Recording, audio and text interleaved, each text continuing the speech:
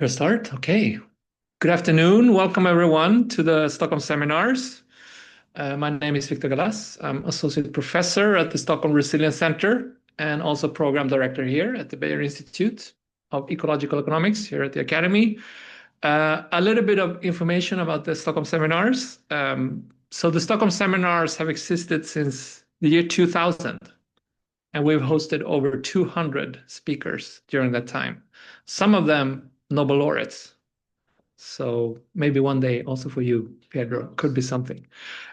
So the seminars are held in collaboration between the Bayer Institute here at the Academy, Alba Eco, the Anthropocene Laboratory, and the Stockholm Resilience Center. And today we have the great honor and pleasure to welcome Pedro Conceição, who is the director of the Human Development Report Office at the United Nations Development Program. You've been the lead author of the 2019 and 2020 Human Development Report, which are very influential reports, I have to say.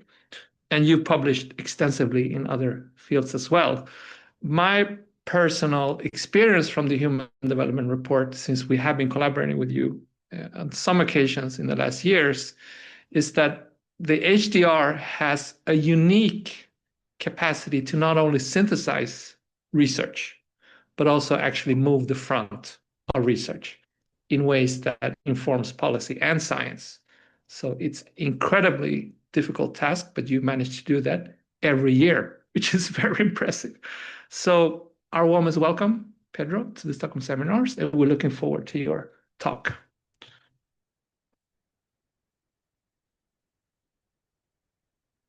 Thank you so much, Victor. It's a great pleasure to be here in such good company with the previous speakers in the Stockholm seminars. And what I will try to do is share a synthesis of the work that we've been doing in the Human Development Report since 2019, since I joined, and particularly on the connections between human development and sustainability. So the question is, human development and sustainability, friends or foes? I guess you would know where I stand in answering this question. And what I'll try to do is not to try to persuade you to answer in one way or another, but hopefully to give you a different perspective about what human development can do for sustainability, and also to give you a sense of some of the motivations for the topics and the kind of questions that we've been addressing over the last few reports. I guess the big question, just to simplify, that has animated a lot of our work is more or less along the following lines. We all know that sustainability is important, and we all know, for the most part, what needs to be done. So I guess the question is, why aren't we doing it? Why aren't we doing it, at least at the scale and at the speed that is required? So keep that in mind, right? This is the big question that we're trying to contribute to with our work on human development reports. And the story I'll try to share with you, it's very simple. Basically, I'll try to make the case that we need to advance sustainability. So to make progress on sustainability, we need some innovations in thinking and practice. Secondly, I'll try to argue that the human development approach, metrics, can help. Can doesn't mean that will, can help. But to do that, that's also a challenge for us that put out the Human Development Report, because we ourselves have to reinvent, in a sense, the human development approach and metrics. I'll just give you a very clear illustration on the need for this innovation and reinvention. The very first Human Development Report, published in 1990, had this sentence: human development is about people, not trees. So you can see how in today's world we really need to challenge ourselves and the human development approach to make sure that this is something, the human development approach is something that contributes to sustainability. So I'll start by sharing some data and information about the world we're living in today, because I think it's very important to look at the world as it is, not as it was until very recently, or as we wish it to be. And we live in a world in which more and more people are worried. So there's been an increase across almost all countries. These dots here represent different countries, and the size of the bubble is population, have increased perceptions of worry. So more and more people around the world are worried. More and more people around the world feel insecure about some aspects of their lives. So perceptions of insecurity, in some cases, obviously the reality of insecurity, has been increasing. According to our estimates, about 6 in 7 people around the world are feeling insecure about some aspect of their lives. We also know that we live in a world in which the politics are changing very rapidly and are very different from what they used to be just a few years ago. So if we look at the share of countries that are governed by policies that are inward-looking and anti-elite, sometimes described as populist, we are at around a quarter of all countries around the world. And this is almost equally shared between left-wing and right-wing affiliations. So it's not about ideology, but it's about an attitude that is more inward-looking, that is anti-elite, sometimes anti-science, anti-expertise. And you see that the percentage is much higher than in a period of history in which we had something similar in the 1920s and 1930s. And this is something that cannot be explained by any economic reason, because these kind of regimes underperform sometimes called populist regimes. So I think we need to be mindful that this is the world we're living in.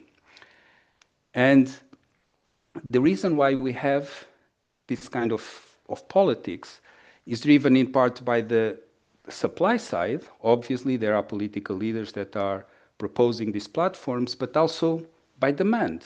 There's a lot of support for this kind of views, and they have to do sometimes with the way that people are harmed when it comes to human development outcomes, but sometimes it's related to issues that have to do more with identity.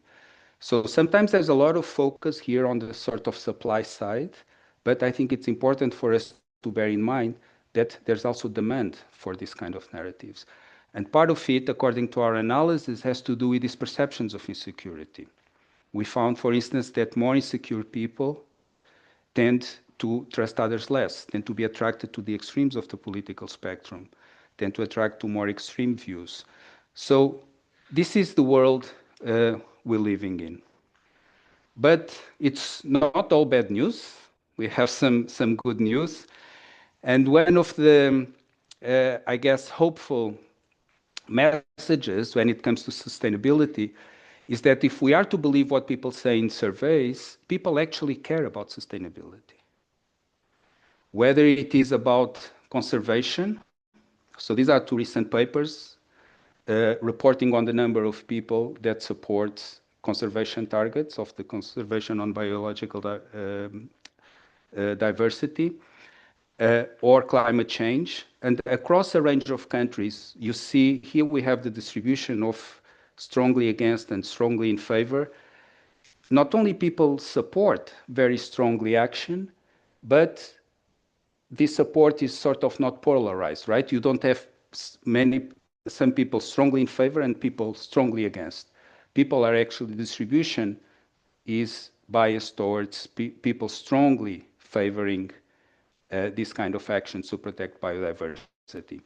And you have similar findings on climate change. And I think that this is, in a sense, perhaps reflected already in a very big transformation that has taken place and has been unfolding silently, which is a very different change or dynamics of demographics that we're currently going through. So for the Holocene, we had a very rapid population growth. So what you have on this chart is the growth rate of population, and here you have the number of people, the world population. And so this was the pattern until, with obviously some ups and downs, until around 1970, when there was this very heightened focus on the world having perhaps too many people, right? This is a famous cover of Life magazine that said, that promoted what was called a crusade against too many people. But at around this time, you see there was this big shift, and we're actually now going into a completely new regime in which population growth is declining.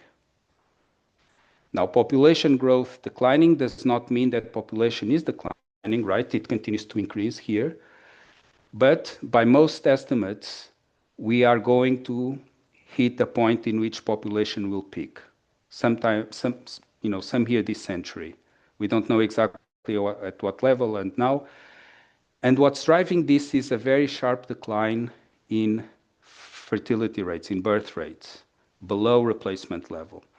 And if this continues, what we're going to have is not population stabilization, but actually population decline. Right? So I think this is very important to bear in mind that we're living in a world that is very new. This experience has 50 years or so. It's a regime of controlled fertility, if you want. And demographers and many people are trying to understand and figure out why we are in this situation. But what demographers call ideation elements seem to be very important. And as part of them, this awareness of environmental damages seem also to be important. Now, just a little bit of a reflection on the fact that I want to be very clear. I'm not arguing that we can hope that this demographic change will somehow be a substitute for action on sustainability, right? In part because these demographic processes unfold over very, very slow timeframes compared to the time frame for action that we need to take, particularly on climate. And also because there's an assumption that more people or denser settlements pollute more. But you see here that there's virtually no correlation between population density and pollution. This is average annual PM 2.5. And the dots here are at the subnational level, sort of province or state level. So actually, just because we're going to eventually come to living in a world that has less people, that does not mean that we'll necessarily have less pollution. So both because of the time and because of this lack of correlation, we really need action on sustainability. Now, remember that earlier I said that people were not divided when it comes to caring about sustainability, but they are divided when it comes to action on sustainability. So if people are asked whether we're doing too much or too little about addressing climate change, then you see that this is a survey that was conducted in Germany. You have about 40% of people saying we're doing too much, and about 40% of the population that are saying we're doing too little. This is not about caring about climate change or believing about climate change, right? People care, believe. This is about action. And this is one of 5 findings that I think point to some opportunities for this innovation in thinking and practice that I alluded to. So people are sort of divided when it comes to whether we're doing too much or too little on climate change. So they are divided on action. But they are the more and more divided, the more they identify with a group, with the group, right? So here we have the intensity with which people identify with either of these groups. Some people don't identify that strongly, and here the differences are not that stark. But as people strongly identify, strongly believe, and it almost becomes part of their identity that we are either doing too much or too little, then the gaps start to widen. This is very important because one of the reasons potential why we are not seeing that action is because we are facing a polarization on action when it comes to climate change and perhaps other sustainability measures. And so I think we need to bear this in mind when we think about interventions associated, for instance, with changes in social norms, processes of social tipping, in which we leave people to behave in a certain way. If people are polarized, and if these identities are not only different, but oppositional, right? They are oppositional, meaning that you define yourself as believing that we're doing too much, as being against the other group that believes we're doing too little. When we are in these kind of situations, processes of social tipping are very, very difficult. So this is the first of 5 things that I think we need to bear in mind that potentially provide some opportunities for innovations in action. So what kind of framings, what kind of messages, what kind of leadership do we need to reduce or ease this kind of polarization? So I'll mention 5, right? This is the first, so that we don't keep track. And I'll try to go more quickly on the other ones. Another important finding is that when we think of processes of catastrophic environmental change, sometimes we have a tipping point and an outcome. Now, there are 2 elements important here. One is knowing when the threshold is, where the threshold is, and the damages, the catastrophic outcomes. When there is certainty on both, people cooperate. When there's uncertainty on the damages, we know it's going to be bad, but we don't know how bad it's going to be. But if the threshold is certain, people also cooperate. So this is impact uncertainty. But when there is uncertainty on the threshold, people don't cooperate. Cooperation collapses. So I think this is important to bear in mind when we have, so this is a report that I believe was published last week, the Global Tipping Points Report. And this has work that has been done by Tim Lenton and other colleagues on tipping points of ecosystems. And it's very important, and we've collaborated with Tim, and he has contributed to our reports. But look at the uncertainty bands around these thresholds, right? They are large. So I think it's important to bear in mind the second potential for innovation, perhaps, that as motivational devices to trigger action, these kind of framings may not be as effective as we often assume, if there is uncertainty around the thresholds, as it is the case for many of these thresholds. Third element to bear in mind is that people are different in their information and in their ability to act. So even if they care, they may not know what to do, and even if they care, they may not have the means to act upon it. In the sort of literature, this is called heterogeneity, particularly in impact evaluation. So there's a famous study you may have heard of the O-Power initiative. Is anyone familiar with this, the O-Power initiative? No? So this was an initiative that basically sent electricity bills in parts of the United States in which the consumption of the household that received the bill was compared to the consumption of the neighbors. And this was initially judged to be a very, very effective of harnessing social norms and social comparison to reduce energy consumption.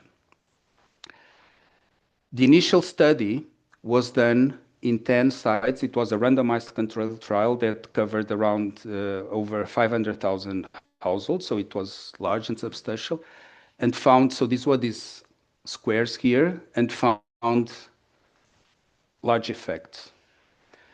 But when this was extended to a larger segment of the population of the United States, to over 100 sites, and over 8 million people, as the studies capture a broader diversity of people, they started, the effect of these interventions started to decline. And here, this is mapped against normalized population preferences that account not only for preferences for green action, but also for resources. So, as a larger, more diverse group of the population was captured, the effect proved to be much weaker. So I think this is something important also for us to bear in mind, is that not everybody has the same resources or the same information or ability to act, even if they care about these interventions. Now, I have two more. Is this heterogeneity for everything, or can we identify some things that seem to be widely shared across the population? So it seems that people care a lot about feasibility of the actions. So they want to believe that whatever actions, policies are proposed, that are feasible, that are going to work. The impact on their own household, and the impact on low-income households, so fairness. So feasibility, own impact, and fairness seem to be important. Much less important is information about positive effects of action or about the impact of inaction, or even knowing that climate change is real and caused by humans. So a lot of the action, I think, is here, right? Spend a lot of time trying to understand and communicate to the public what will happen if we don't act, how much we could gain if we act, that climate change is real and, against climate denial. But actually, it seems that there are other things that matter more to motivate people for action. Remember, this is always the context, right? We are not trying to persuade people that sustainability matters. They're already convinced that it matters. It's more about what are potential gaps and opportunities here that could trigger that innovation for action. And the final one,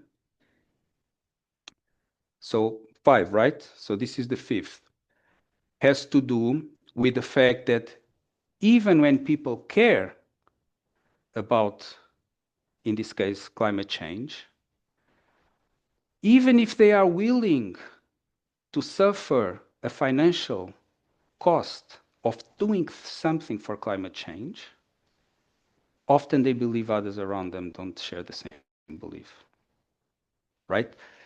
There's a gap between what people, individual, think about the importance of climate change and what they perceive others around them believing, right? So there's a gap here associated with misperceptions, not about what we individually believe, but what others around us believe. Why is this important? Because action on many of the challenges of sustainability are not a result of things that we can do on our own. They are a result or need some kind of collective action. So when people individually care about something but believe others around them don't care, political scientists say that we are in a world of pluralistic ignorance. And this can then sustain for a long time sort of a bad equilibrium in which there is no change. So addressing this kind of misperceptions is the fifth area in which there's potential to trigger and to do something on, trigger some innovations that can trigger some action on sustainability. So this is sort of the first part. Remember, the story that I'm trying to tell is there's a need for innovation in thinking and practice. And this is by no means an exhaustive list, but it gives you a flavor of the kind of things we've been exploring and looking at, right? So that question, if we know, if we have the resources, if we have the scientific information to act, why aren't we acting? Right? So I've given you, and it's not because people individually don't care, right? We also established that. But we live in a context in which people feel worried, feel insecure. And I listed 5 areas in which there are opportunity for doing things differently to supplement what we currently have to potentially trigger action. Now I'm going to the second part of the presentation, which is about human development.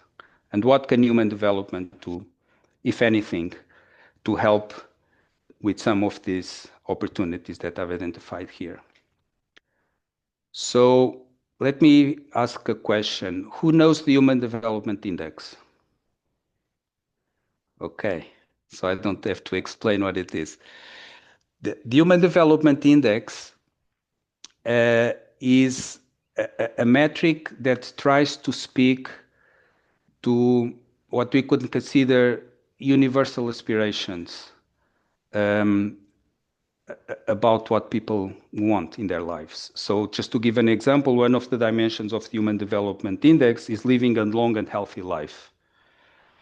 I don't think we need a big debate on whether this is something that people care about or want or not, right? It's something that is virtually universally accepted. We have indicators that speak to knowledge, the ability of people to access knowledge through education. And we have an indicator that accounts for standards of living, which is gross national income per capita. Now, sometimes in the sustainability debates, the fact that something related to income enters into the Human Development Index portrays or is portrayed as suggesting that Human Development Index is against sustainability. But there's a subtlety in the way in which the Human Development income enters the Human Development Index. It enters in a way in which the relative importance of income as income grows becomes lower and lower. You know, technically it enters after logarithmic transformation. And what that means is that the marginal contribution, so each additional dollar of income to the increase of the Human Development Index drops very quickly, very sharply. And after, you know, around $10,000 or so per capita, it becomes extremely small, and then it becomes flat. And actually, there's an upper limit also in the Human Development Index. So above a certain threshold, no matter how much a country grows, that doesn't contribute to the Human Development Index. So I want to mention this, not because I'm defending the Human Development Index. As you'll see, it's quite imperfect and underpowered for sustainability, but it's also not as bad as sometimes it's portrayed to be, right? Because income is part of it, but enters into the index in a specific way that attends to this idea, intuition, that income matters a lot if someone or a country is poor, but as countries become better and better well off, it matters less and less and less, and in fact it matters very little after a certain level of income. But human development is not only about the Human Development Index. Did you know this, or you thought that human development was the Human Development Index? Probably you associate the two, right? Human development is the Human Development Index. They are different. And I'm not going to give you the theory of human development in all its complexity, but I'll mention that human development is essentially composed of two legs, right? To advance human development, you have to move on two legs. One is this broader notion of well-being that goes beyond income, that incorporates or that is quantified by the Human Development Index, right? So well-being achievements are important. But the other leg is agency. Agency is the ability of people to act and reason according to commitments and values, according to what they value, but have reason to value. This have reason to value is extremely important, right? Because sometimes people value the wrong things for whatever reason, lack of information, maladaptive social norms. So this notion of, it's not only about what people value, that's important, but value and have reason to value. And here is a space of, it's the malleability or the flexibility of people changing what they value that opens the space for human development to contribute to action on sustainability. It's less about this dimension and much more about this dimension. You may think, well, the two go together. Why distinguish? They don't go together all the time. And one very important example is when it comes to gender, for instance. Gender inequality in well-being achievements has been narrowing. But gender inequality in agency has been decreasing much less and in some cases even widening. So the two do not necessarily go together, and it's important to have a specific focus on understanding what can we do to not only expand well-being, but expand agency, this ability of people to act according to what they value and have reason to value. So now I'm going to show you some of the things that we've done in our office to try to contribute to eliciting this agency in ways that portray human development as something that advances well-being, but also needs to look at agency in ways that accounts for sustainability challenges. So one of the ways in which we try to do this is by saying something like, actually, human development is not only a one-dimensional effort to increase the Human Development Index, which is what we have here. And it's about people, not trees kind of thing from the 1990 report, right? It's about people, right? It's about the Human Development Index, about well-being, that's the focus. What we said in the 2020 Human Development Report with support from Victor and the Stockholm Resilience Center is that, no, human development is actually at least a two-dimensional journey in which we have to take account of the kind of pressures that human activities are putting on our planet. So we created an index of planetary pressures.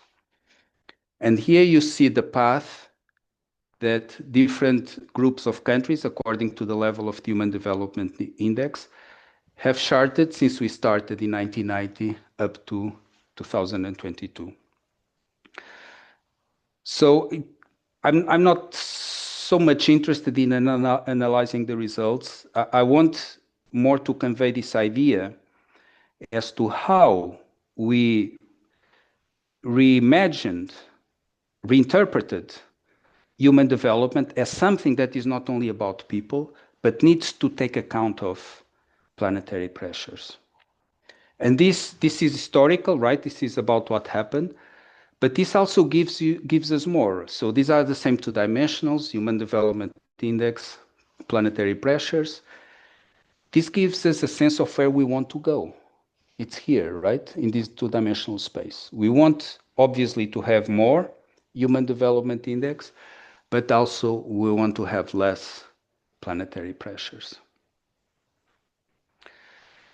Another thing that we have done was to try to equip people, decision makers, the public, with the tools to understand how prospects for human development are shaped as a result of dangerous planetary change.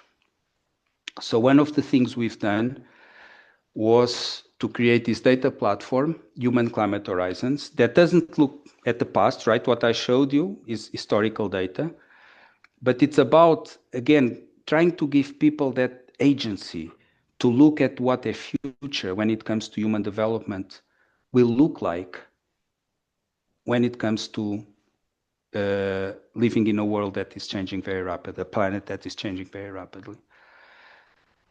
And we looked at climate hazards, particularly temperature, and we connected climate hazards with human development outcomes. So we linked temperature changes with mortality rates, labor supply, energy consumption, things that actually speak to people. So these are scenarios from now until the end of the century under different greenhouse gas emission scenario. So it provides information at subnational level about impacts on human development, but because people can see how different things will turn out to be under different emission scenarios, it's meant also to elicit that sense of agency, right? That actually we can do something about it. The world can change in all sorts of the way, but there's much we can do to make it a less bad world and hopefully to make it even a good or better world, right? So that's the idea that we try to equip people to, have more agency with this kind of tools. And just this past Friday, we used some of the data from this platform in a report on multidimensional poverty. So we have every year a report on multidimensional poverty. And what we showed is that if you distribute poor people from the less poor to the highest level of poverty in sort of 4 quartiles, and you look at the exposure to extreme heat and the different scenarios, you can see that there's sort of a gradient, right? So the poorer people are, the more exposed they are going to be to high heat. And also this notion of agency, right? Depending on the emission scenario, you can have very different outcomes. So this was in a report that we just launched this Friday, and the report also overlaid data on poverty with data on a number of climate hazards. This shows the map for heat, high heat, and we did it again at the subnational level because country boundaries are perhaps not the best unit of analysis. So why are we doing this? Remember that one of the findings earlier on that I alluded to was about the fact that people care about fairness, right? People want to understand that action is actually going to help those that are worse off, or it's not going to make them worse off. So using this kind of information, in our view, may be helpful to, again, elicit that agency. So I have, I guess, one more final point that's more about giving you a sense of what we have planned for the future. But to motivate that, I'm going to turn human development or the augmentation of human development as something that can also inspire people to be creative, right? And to do more. So, more human development, more light, because I'm showing here a graph of the light efficiency, if you will. It's the amount of lumens that can be produced per watt. It's one of these hockey stick charts. You've seen many of these for damages, right? But humans, Partha Dasgupta, I think here in this building, had a meeting with a group of economists, including Ken Harrow, and they were having a debate. And Partha Dasgupta was saying, you see, more people, they pollute more, and Ken Harrow said something to the effect, yes, but they came also with two hands and a brain, right? So more people, human development, can also generate, more science, more innovation. And I'm not defending here techno-optimistic kind of view, right? I'm not saying technology is going to save us. It may not. It will not on its own, in fact. What I'm trying to say is that people have the ability to innovate, not only in technology, in science, but also in institutions, right? So one of the very efficient ways of producing light was this fluorescent lamps, right? Now they use a lot of mercury. So in the Minamata Convention on Mercury, because we have this alternative of LEDs, there was a decision to phase out by 2027, these kind of things. And you see this is already happening. LEDs are now already more than half of the ways of producing electricity. And this matters, in fact. It represents about 5% of greenhouse gas emissions and 15% of electricity. But the point that I'm trying to make is not about specificity. It's about this idea that with more human development, you can also elicit creativity in science, in innovation, institutional innovation, and that can lead to the kind of action that we all aspire to. And another example is, I'm calling here a little bit provocatively, the real success of the Montreal Protocol. I imagine you all know about the Montreal Protocol, and you all know it as being a successful case. But there's a debate in why was it successful? That's the real question, right? Why did it work? Why is it so difficult on climate? There are all sorts of reasons. One of the justifications for its success comes from the fact that it is argued that firms, chemical producing firms, already had a technology alternative. So it was easy to sort of change to something that replaced the CFCs. But look at what happened when it comes to patents and articles after the Montreal Protocol was approved. It increased. And it increased compared with other molecules. So this institutional innovation of the Montreal Protocol also triggered this process of scientific and technological innovation, right? So it works both ways.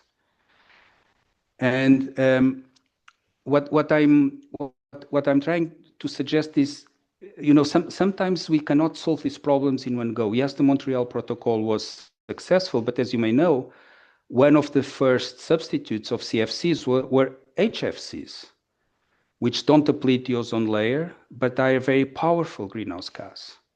So what happened? Well, there was the Kigali Protocol. In the framework of the Montreal Protocol, to also phase out this gas. So what I'm trying to say is we have to see these things as dynamic, right? They're not static. There's not an end state in addressing these sustainability problems. They will evolve. There'll be surprises. There'll be unintended consequences of things that look like a wonderful idea, and then we discover that actually they don't turn out as well as we thought or have these unintended consequences. So with more human development, I think it's important to unleash this process of creativity.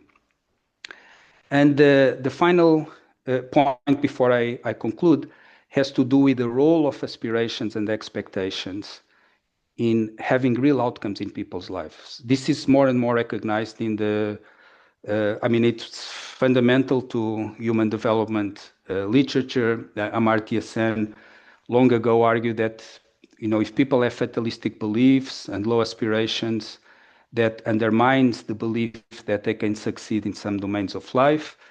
But now we have lots of evidence from Esther Duflo, Abhijit Banerjee, and others, that expectations have this causal and aspirations have this causal effect on individual outcomes. And I guess another illustration of this is this book by Angus Deaton and Case called Deaths of Despair. I don't know if you've heard about this book. It focuses on the United States as to how the emotion of despair resulted in a number of deaths in the United States. So I'm trying to say that aspirations, expectations have real impact in people's lives, and also are predictive. I wouldn't say cause, but are predictive of real outcomes. So here is the fact that the fear in data for Europe, the fear of being unemployed predicts about a year ahead the actual unemployment rate. This is work with Danny Blanchflower and Alex Bryson that we've been doing in the context of some human development reports. So if this is true, one of the things that we are planning on doing for the 2026 Human Development Report is if we can harness human aspirations, right? If you believe this, that I just said, that human aspirations have this causal effect on people's lives and in real outcomes, can we then harness human aspirations to trigger action on sustainability? So we put some ideas out there. I don't have time to go into the details, but again, I want to give you with a sense of the direction in which we are going with our work. And, you know, this may not succeed in the form that we envision at the moment, but this is the direction of travel in which we want to go. So to go back to the question I started with, I think that advancing human development can support sustainability, but not unconditionally. It can do it if we see people, and here I'm quoting Amartya Sen again, as reflective creatures who are able to reason about and decide what they would like to happen, rather than being compellingly led by their own needs alone. So if we can harness this notion of human development as something that goes beyond the Human Development Index, goes beyond even well-being, and is composed of these two dimensions, well-being and agency, I think we can have an opportunity to explore how advancing human development in this broader dimension can help us to seize on some of the opportunities that I identified at the beginning of my presentation. So thank you very much. Take a look at our report.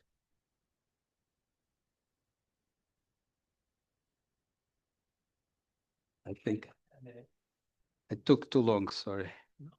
Yeah, Gary. So, yeah, it's a very convenient microphone. Gary Peterson from the Stockholm Resilience Center. So I really like the aspirational ideas. I've had a project about imagining more positive futures. So I think, but what I miss in your talk and like you to hear about is that it's not that people are sitting around randomly thinking about their fates of the future. There's powerful actors that are working to tell them how the world is. There's no alternative. It has to be this way. And this is, we know this from work our colleagues have done on food system transformation. Barrier to food system transformation is powerful actors who spread propaganda and misinformation to maintain the status quo that benefits them at the cost of everyone else. And it just like food is so clear cut. It's the main harm that people do to the planet, and it's the main harm to human health of having unhealthy diets. Yet action is blocked on this, and we know why it's blocked on this, by the actions of the powerful and the status quo. So where does that fit in the HDI? It's a fact. You know, Naomi Oreskes has this famous book, Merchants of Doubt, that traced the history of our corporate interests. So Merchants of Doubt, why? Because the strategy was smart, because they mobilized scientific uncertainty to instill doubts in the public, right? First, the tobacco industry, and more recently, the climate change industry. So that's acknowledged, that's out there. There's a lot of work that has been doing in this field by political scientists, economists, others on the political economy. We engage with that a little bit, but we try to have a program that sort of supplements this kind of challenge and problem. So I'm not sure if it would be effective to directly address, because it has more to do with the power, economic and political power that these agents have. But we are trying to look at, if you want, another side of the equation. We're trying to look, again, to go back to that chart that I put out at the beginning, at the demand side, right? Why are people feeling insecure, feeling worried? Why are people supporting these extreme political positions? Why, even if people care about this, despite these powerful interests, why aren't we acting? So I would say that it's something that complements the more political power-based analysis that you alluded to, Gary.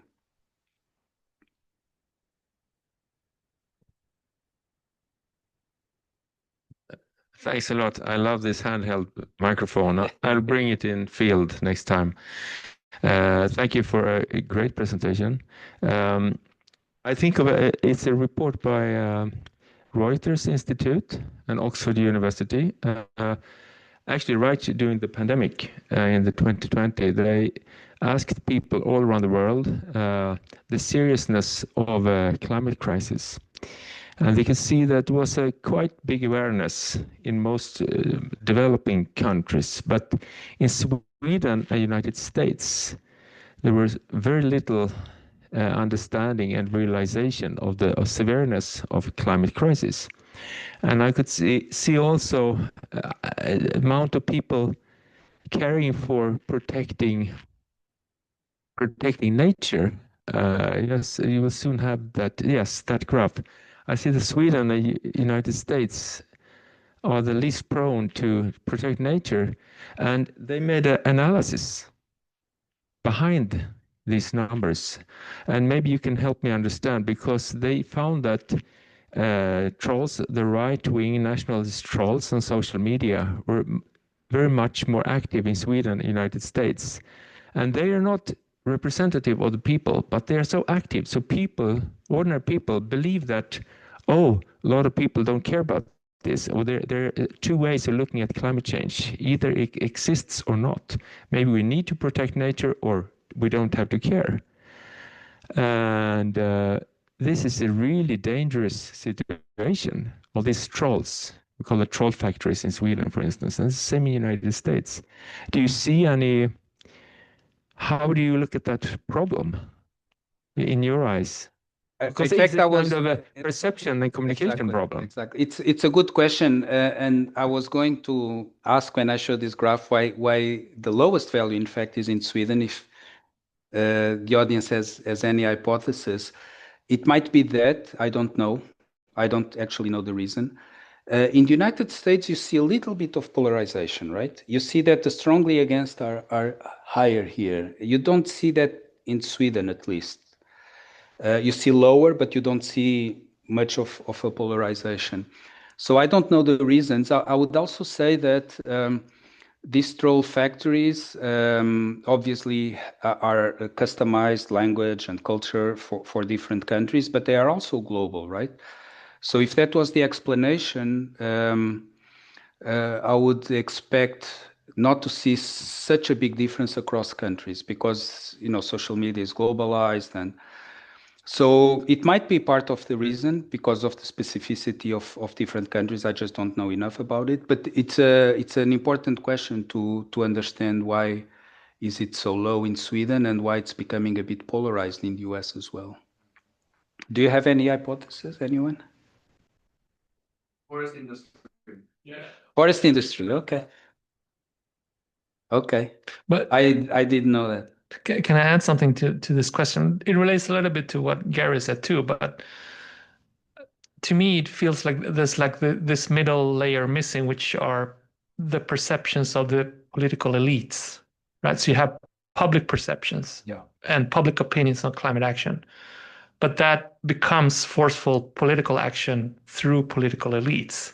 So is that something that you feel would be interesting also to add? I mean, also when it comes to aspirations, it's not only that you want people to visualize their aspirations, you want political elites to act on that aspiration. So there is some work we cited in last year's Human Development Report on perception. You know, basically the question you asked, similar data, but for elites, for instance, negotiators in climate change processes and other treaties. So obviously they have agency to go back to the human development approach, but they are also supposed to represent the views of the public, right? In a sense. So I guess it goes back to the notion of power. I think you're right. So we're sort of not addressing that closely, that middle layer of the entities in the middle that are actually making decisions. But you know, this is also an interesting opportunity to reflect again on this idea. Why did the Montreal Protocol succeed at a very fundamental level? If you look at the Montreal Protocol, the way in which it succeeded, and this was the merit of the elites that negotiated the treaty, was that incentives were structured in such a way that nobody had an incentive to leave the treaty. And they did it in all sorts of smart ways, using trade provisions, using a fund to encourage lower income countries to be members or parties to the treaty. But in essence, what they were able to do was to turn the challenge into a coordination game.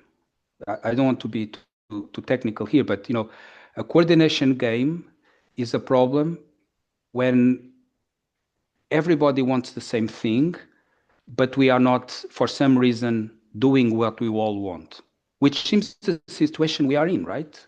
Because people appear to want this. So this is not a prisoner's dilemma situation, right? A prisoner's dilemma or a social dilemma is when people want different things, and then they have to compromise and come together.